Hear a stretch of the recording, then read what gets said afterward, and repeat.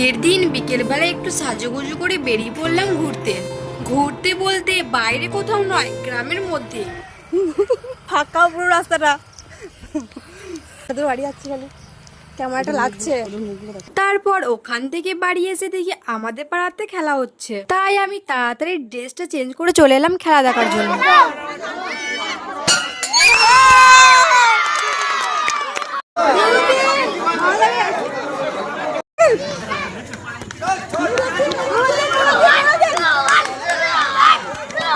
তো এখানে অনেক রকমেরই খেলা হচ্ছিল। তারপর আমাদের মিউজিক চেয়ার শুরু হয়ে যায়।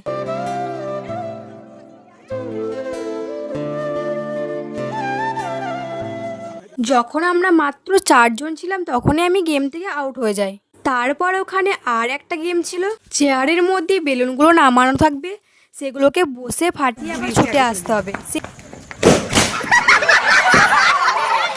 আর ওই খেলাটাতে আমি ফার্স্ট হয়েছিলাম।